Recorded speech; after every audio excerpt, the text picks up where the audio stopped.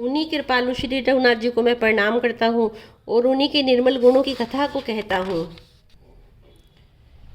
कैलाश पर्वतों में श्रेष्ठ और बहुत ही रमणीय है, जहाँ पर शिव जी पार्वती जी सदा निवास करते हैं। सिद्ध तपस्वी योगीगण और देवता किन्नर और मुनियों के समूह उस पर्वत पर रहते हैं। वे सब बड़े पुण्यात्मा हैं और आनंद कंद श्री महादेव जी का सेवा करते हैं। जो भगवान विष्णु और महादेव जी से विमुख है और जिनके धर्म में प्रीति नहीं है, वे लोग स्वप्न में भी वहां नहीं जा सकते। उस पर्वत पर एक विशाल बरगद का पेड़ है जो नित्य नवीन और सब काल 6 ऋतुओं में सुंदर रहता है। वहाँ तीनों प्रकार की शीतल मंद और सुगंध वायु बहती है। उसकी छाया बड़ी ठंडी रहती है। वह शिव जी की विश्राम करने का वृक्ष है जिसे वेदों ने गाया है। एक बार प्रभु श्री शिव जी उस वृक्ष के नीचे गए और उसे देखकर उनके हृदय में बहुत आनंद हुआ।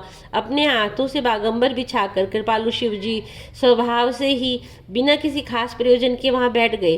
कुंद के पुष्प, चंद्रमा और शंख के समान उनका गौर शरीर था। बड़ी लंबी भुजाएं थी। वे मुनियों के से वलकल धारण किए हुए थे।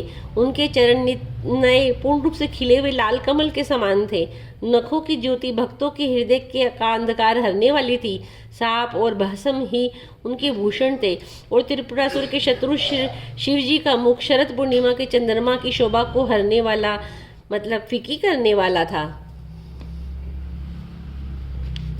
उनके सिर पर जटाओं का मुकुट और गंगा जी शोभायमान थी। कमल के समान बड़े बड़े नेत्र थे। उनका नील कंठ था और वे सुंदरता के भंडार थे। उनके मस्तक पर द्वितीया का चंद्रमा शोभित था। कामदेव के शत्रु शिव जी वहाँ बैठे हुए ऐसे शोभित हो रहे थे मानो शांत रस ही शरीर धारण किए बैठा हो। अच्छा मौका जानकर शिव पत्नी माता पार्वती जी उनके पास गई।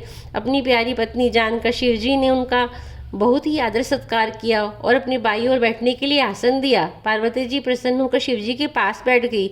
उन्हें पिछले जन्म की कथा स्मरण हो आई।